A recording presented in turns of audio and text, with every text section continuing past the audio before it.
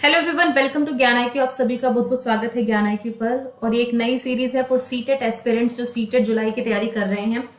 अभी कोई और एग्जाम हमारे पास है नहीं, केवीएस कंप्लीट हो चुका है, DSSP के भी वैकेंसीज एडवर्टाइजमेंट आना जरूरी है। क्यों ना सीटेट एस्पिरेंट्स की हेल्प की जाए। सीटेट की जो तैयारी कर रहे हैं, देखिए पहली चीज तो आपको ये बता दूं कि सीटेट जो है विदाउट कोचिंग बिल्कुल आप कर सकते हैं। कोई इसमें जरूरत नहीं है कि आपको इन्वेस्ट करना पड़ेगा कुछ पैसा, बस थोड़ा फोकस करने की जरूरत है पेपर के ऊपर, पेपर के पैटर्न के ऊपर और उसमें किस तरह के क्वेश्चंस आ रहे हैं उनको अच्छे से स्टडी करके। ये सीरीज जो रहेगी इसमें हम क्वेश्चंस लेंगे सीटेट के प्रीवियस ईयर पेपर्स के, और स्पेशली जो अभी ऑनलाइन एग्जाम हो रहे हैं उनके पेपर, ज्यादा पुराने पेपर नहीं उठाएंगे क्योंकि अभी जो ऑनलाइन एग्जाम का पैटर्न है वो चेंज है थोड़ा सा, उसमें कुछ नए टॉपिक्स भी ऐड हुए हैं, तो वो टॉपिक्स मैं आपको थ्योरी के अलग से कराऊंगी। लेकिन ये है कि अभी जो है मैं इस सीरीज में आपको सीडीपी के क्वेश्चंस लूंगी पिछले वाले, और फिर हम क्वेश्चंस को डिस्कस करेंगे। तो नए टॉपिक आएंगे वो साथ साथ क्वेश्चन के साथ मैं आपको समझाती जाऊंगी और अलग से भी उनकी एक वीडियो बना लेंगे। तो चलिए स्टार्ट करते हैं आज के सीरीज को। तो ये स्पेशली फॉर सीटेट एस्पिरेंट्स। जो फर्स्ट क्वेश्चन है हमारा, main generally think with their heads and women with their hearts, this statement reflects. तो पुरुष आमतौर पर अपने दिमाग से सोचते हैं और महिलाएं अपने दिल से सोचती हैं, ये कहावत कही जाती है। तो इसको बेसिकली हमें ये बताना है कि भाई ये एक्चुअली में क्या है ना। ये तो समझ में आ गया कि जेंडर से रिलेटेड है, ये टॉपिक जो है जेंडर का है, लेकिन जेंडर में बहुत सारी ऐसी टर्म्स हम यूज करते हैं जो यहाँ पे आपको दी गई हैं। अब आपको ये बताना है कि ये एक्चुअल में क्या है। क्या ये जेंडर डिस्क्रिमिनेशन है, लैंगिक भेदभाव है, क्या ये कॉन्स्टेंसी है यानी कि स्थिरता है, क्या ये जेंडर डिफरेंस बता रहे हैं हम टू सेक्सेस के बीच, या फिर जेंडर स्टीरियोटाइप्स हैं। देखिए इसमें मेन जो है, ये आमतौर पर भी आपने सुना होगा कि हम क्या देते हैं, अरे आदमी अपने दिमाग से सोचता है, लेकिन औरतें हमेशा दिल से सोचती हैं, इसलिए वो स्ट्रिक्ट टेस्ट नहीं ले पाती, ममता में बह जाती हैं, इस तरह की चीजें हम बोलते हैं। This is an example of gender stereotypes. देखो लिंग संबंधी रूढ़ियां क्या होती हैं, जो जनरली हम लोगों के दिमाग में ऑलरेडी कुछ स्टीरियोटाइप्स बने होते हैं मेल और फीमेल को लेके, और हम आमतौर पर उन्हीं चीजों का बार बार यूज करते हैं। ये स्टीरियोटाइप्स होते हैं, जैसे अरे लड़कियां तो रोती ही रहती हैं, लड़के कभी नहीं रोते हैं। इस तरह के स्टेटमेंट जो हम बार बार यूज करते हैं, ये स्टीरियोटाइप का एग्जाम्पल होते हैं। सेम इसके साथ है। अब जेंडर डिस्क्रिमिनेशन क्या है, जब आप भेदभाव करें, अगर आपके घर में ये कह दे कि घर की लड़कियां स्कूल नहीं जाएंगी लेकिन लड़के जाएंगे, तो ये आप जेंडर डिस्क्रिमिनेशन कर रहे हैं। कॉन्स्टेंसी क्या होती है, जब किसी बच्चे के दिमाग में फिक्स हो जाता है अपने जेंडर के बारे में। बेसिकली जब बच्चा 6-7 साल का, कुछ 5 साल के बच्चे, जब उनके दिमाग में ये आ जाता है कि यस आप किसी तरह के भी कपड़े पहन लें, आप कुछ भी खा लें, कुछ भी किसी तरह का पहनावा रखें, लेकिन आपका जेंडर जो है वो फिक्स है। अगर आप एक मेल हैं तो आपको लड़कियों के कपड़े भी पहना देंगे तो भी आप एक मेल ही रहेंगे, आप लड़की नहीं बनेंगे। ये बेसिकली है जेंडर कॉन्स्टेंसी। फिर gender differences between two sexes, ये एक अलग बायोलॉजिकल सेंस में हो गया। तो ये जो चीजें हैं डिस्क्रिमिनेशन, कॉन्स्टेंसी, ये अलग है स्टीरियोटाइप से। तो आई होप क्लियर हो गया होगा। डी जो है इसका वो करेक्ट ऑप्शन होगा। नेक्स्ट है, good problem solvers often have which of set of the following characteristics. जो बहुत अच्छी प्रॉब्लम सॉल्व करते हैं उनमें कौन सी कैरेक्टरिस्टिक्स होती है। Now this is an important question, और ये क्वेश्चन जो है आप ये कह सकते हैं कि इसमें कुछ नए टॉपिक्स आपको देखने को मिलेंगे। चलो पहले बात कर लेते हैं नए टॉपिक्स की। ये डाइवर्जेंट थिंकिंग तो आपने बहुत बार सुना है कि जब हम एक ही पॉइंट पे सोच के ना हम दूसरे पॉइंट्स के बारे में, दूसरे सॉल्यूशंस के बारे में सोचते हैं, तो उसको हम डाइवर्जेंट थिंकिंग बोलते हैं। लेकिन फंक्शनल फिक्सनेस क्या है, कार्यात्मक स्थिरता, इसको समझिए। मान लीजिए कि कोई आप प्रॉब्लम लेके बैठे हैं कि इसका सॉल्यूशन जो है, हाँ भाई ट्रेडिशनली हम ऐसे करते आए हैं, हम ऐसे सोचते आए हैं, और आपने फिक्स कर लिया अपने आप को कि ये प्रॉब्लम तो इसी तरीके से सॉल्व हो सकती है और किसी तरीके से सॉल्व हो ही नहीं सकती, सदियों से हम ऐसे करते आए हैं। तो ये हो गया एक फंक्शनल फिटनेस का एग्जाम्पल। अब फंक्शनल फिक्सनेस जो होता है एक्चुअली है क्या, कन्वेंशनल यूज ऑफ मटेरियल्स, या फिर कन्वेंशनल यूज करना किसी भी चीज का, वो फंक्शनल फिक्सनेस हो जाता है। अब जो है एक और प्रॉब्लम होती है आपके माइंड के फिक्सेशन की, जो आपको प्रॉब्लम सॉल्विंग नहीं करने देती है, और वो है रिस्पॉन्स सेट।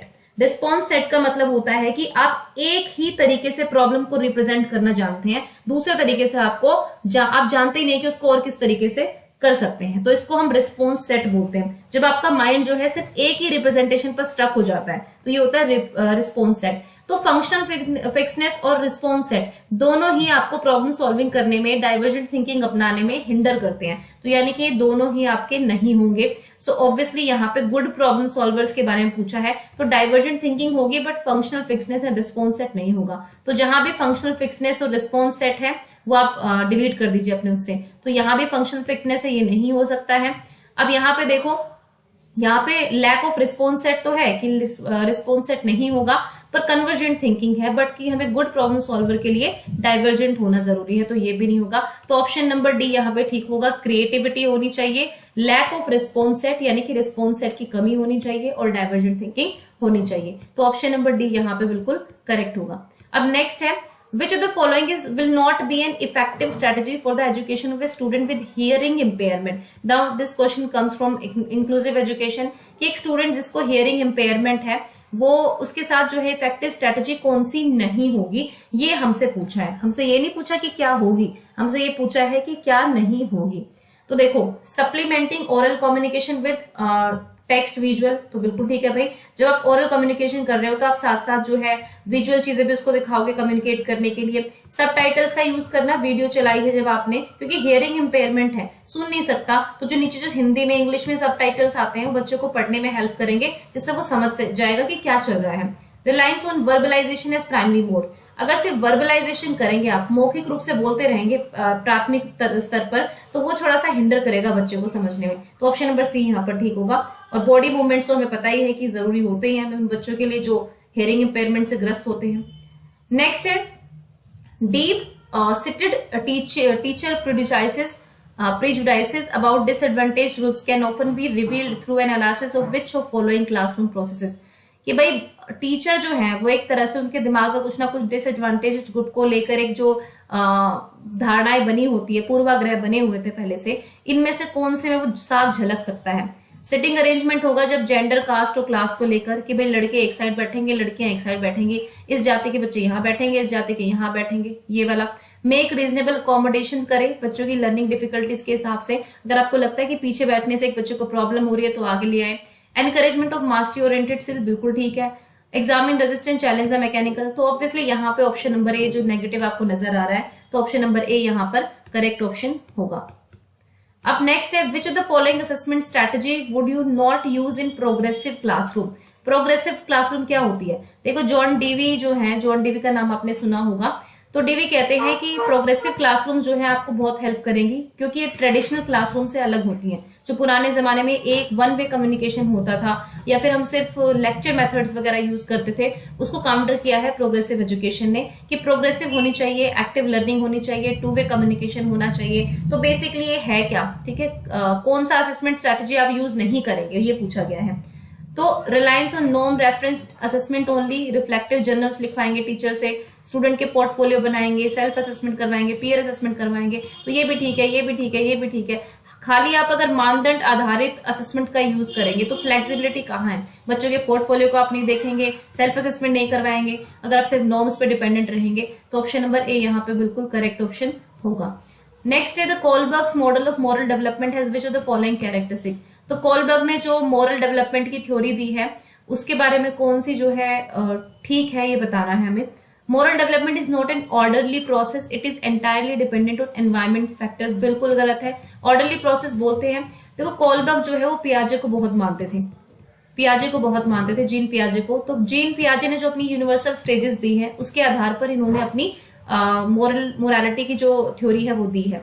तो कंटिन्यूटी होनी चाहिए development, there is continuity in development of moral thinking. Moral thinking में कंटिन्यूटी होती है, मतलब लगातार हम ऐसी ही मॉरल थिंकिंग करते हैं, बिल्कुल गलत है। स्टेज वाइज वो चीजें बदलती रहती हैं। Moral development is dependent primarily on cultural values, अगर हम देखें तो प्राइमरली वो कल्चरल वैल्यूज पर डिपेंडेंट होती है। ऐसा नहीं है, बच्चे का अपना ओपिनियन, अपना थॉट प्रोसेस भी होता है, अपने एक्सपीरियंसेस भी होते हैं। Stage of moral development are universal in nature, ये बिल्कुल ठीक है। जैसे कि पियाजे ने कहा था कि उनके स्टेजेस जो है वो यूनिवर्सल हैं, सार्वभौमिक है। आप कहीं भी चले जाए, बच्चों का डेवलपमेंट का पैटर्न उनके स्टेजेस के हिसाब से ही होता है, ये बोला था। ऐसा ही मॉरल डेवलपमेंट के स्टेजेस को भी कोलबर्ग ने यूनिवर्सल बोला है, यानी कि सार्वभौमिक। उसके बाद नेक्स्ट क्वेश्चन देखते हैं। Stage theory of development explicitly emphasises which of the following principles, यानी कि जब हम एक स्टेज थ्योरी देते हैं देखो डेवलपमेंट में कई तरह की थ्योरी आती हैं, कुछ तो स्टेज वाइज होती हैं और कुछ विदाउट स्टेज होती हैं। जैसे वाइगोत्स्की की थ्योरी है, वाइगोत्स्की की थ्योरी में कोई भी स्टेज नहीं दी गई है। पियाजे में, कोलबर्ग की थ्योरी में स्टेजेस दी गई हैं। तो यानी कि वाइगोत्स्की का जो सिद्धांत है वो विदाउट स्टेजेस है और पियाजे कोलबर्ग का स्टेज के साथ है। तो जो स्टेज थ्योरी होती है वो बेसिकली क्या किस प्रिंसिपल पर आधारित होती है? सो डिसकंटिन्यूटी डेवलपमेंट की, कंटिन्यूटी डेवलपमेंट की, कल्चरल फैक्टर्स पर, एनवायरमेंटल फैक्टर्स पर। तो बी सी को तो हटा ही दीजिए क्योंकि डेवलपमेंट पूछा है। तो डेवलपमेंट में जो कहते हैं कंटिन्यूटी होती है वो किसको मानते हैं? कंटिन्यूटी ऑफ डेवलपमेंट को। और जो कहते हैं कि स्टेज वाइज प्रोसेस होता है वो डिसकंटिन्यूटी को मानते हैं। तो जितनी भी स्टेज थ्योरी दी गई है, जिन भी थियरिस्ट ने दी है, वो सब मानते हैं कि डेवलपमेंट जो है वो डिसकंटिन्यूस प्रोसेस होता है, वो स्टेज वाइज स्टेज होता है। ऐसा नहीं कि एक ही तरह से होगा, बिल्कुल एक ही तरह की कंटिन्यूटी नहीं होती है। जैसे जैसे बच्चे का कॉग्निटिव डेवलपमेंट होता है धीरे धीरे वो जो है उसके डेवलपमेंट में थोड़ी सी डिसकंटिन्यूटी आती जाती है। तो हम 7th का ऑप्शन नंबर ए बिल्कुल ठीक मानेंगे। उसके बाद है question number 8, should wrong answers of students be corrected bye teachers during class discussions? कि जो रॉन्ग आंसर्स होते हैं स्टूडेंट्स के वो करेक्ट किए जाने चाहिए मतलब टीचर के द्वारा ड्यूरिंग द क्लास डिस्कशन।